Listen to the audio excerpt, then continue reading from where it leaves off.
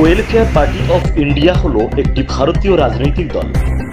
আগামী 2026-এ এই রাজ্যে বিধানসভা নির্বাচনকে সামনে রেখে মূল্যবোধের রাজনীতির 7 দিন ওয়েলফেয়ার পার্টিতে যোগ দিন, এই স্লোগানকে সামনে রেখে এদিন বারুইপুরের রামনগর ইলেকট্রিক অফিস সংলগ্ন জেলা welfare party of India party অফিসে দক্ষিণ 24 পরগনা জেলার সকল নেতৃত্বের উপস্থিতিতে জেলা কর্মশালার আয়োজন করা হয়। এখানে উপস্থিত ছিলেন ওয়েলফেয়ার পার্টি অফ ইন্ডিয়া পশ্চিম রাজ্য সভাপতি শাহজাহান আলী মাল্লাহ, পশ্চিমবঙ্গ রাজ্য কোষাধ্যক্ষ জালাল উদ্দিন আহমেদ, দক্ষিণ 24 পরগনা জেলা সভাপতি শেখ মুজফ্ফর, দক্ষিণ 24 পরগনা জেলা সেক্রেটারি কুরবান লস্কর, জেলা কোষাধ্যক্ষ আব্দুল লতিফ, দক্ষিণবঙ্গ মহিলা ইনচার্জ রশিদা বিবি, বারুইপুর ব্লক সভাপতি রুস্তম মণ্ডল সহ আরও অনেকে। এই সভার শুরুতে সকল নেতৃত্বের শুভেচ্ছা বিনিময় করে তারপর এই প্রাক বিধানসভা নির্বাচনী জেলা কর্মশালা শুরু হয়। পার্টিতে যোগ দিন, এই শিরোনামে গোটা রাজ্য জুড়ে পার্টির মেম্বারশিপ কালেকশন চলছে। 15 তারিখ থেকে চলবে সেটা। আর সেই সঙ্গে সঙ্গে 26-এ যেহেতু বিধানসভা নির্বাচন, সেই বিধানসভা নির্বাচনকে সামনে রেখে আজকে দক্ষিণ 24 পরগনা জেলার পক্ষ থেকে এখানে একটা নির্বাচনী কর্মশালা হচ্ছে, যেখানে উপস্থিত আছেন ওয়েলফেয়ার পার্টি অফ ইন্ডিয়ার রাজ্য সভাপতি, উপস্থিত আছেন ওয়েলফেয়ার পার্টি অফ ইন্ডিয়ার রাজ্য ট্রেজারার এবং দক্ষিণবঙ্গের মহিলা দায়িত্বশীলা আছেন।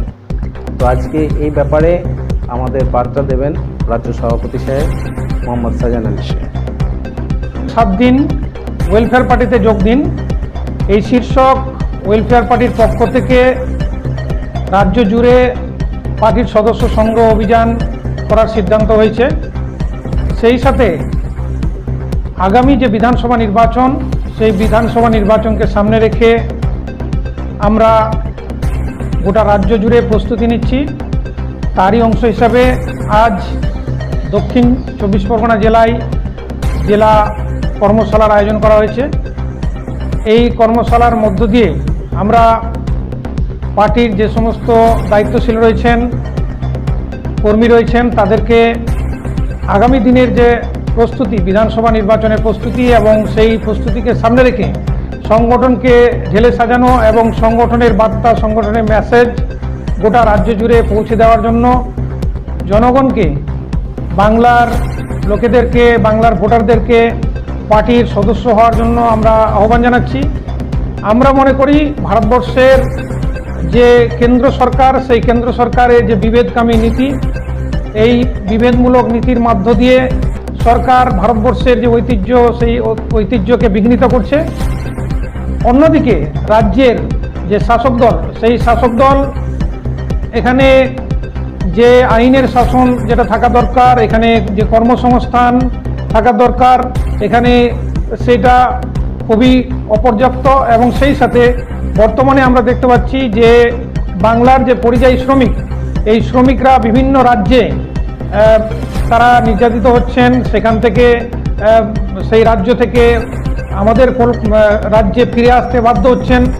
তো এর জন্য শাসক দলের যে ভূমিকা হওয়া দরকার ছিল, যে সমস্ত রাজ্যে এ ধরনের ঘটনা ঘটছে সেটা অবশ্যই নিন্দনীয়।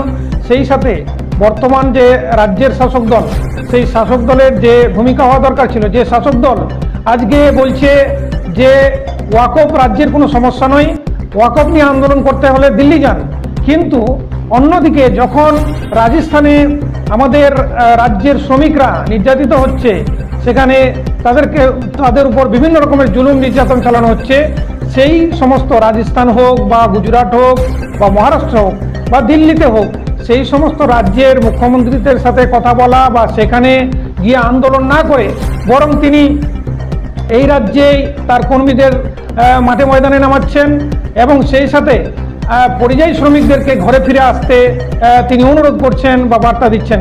এটা কখনোই কাঙ্ক্ষিত নয়। এই রাজ্যে পর্যাপ্ত কাজ না থাকার কারণে, কর্মসংস্থান না থাকার কারণে, মজুরি না পাওয়ার কারণে তো রাজ্যের শ্রমিকরা বিভিন্ন রাজ্যে পাড়ি দিচ্ছে, বিভিন্ন রাজ্যে যাচ্ছে।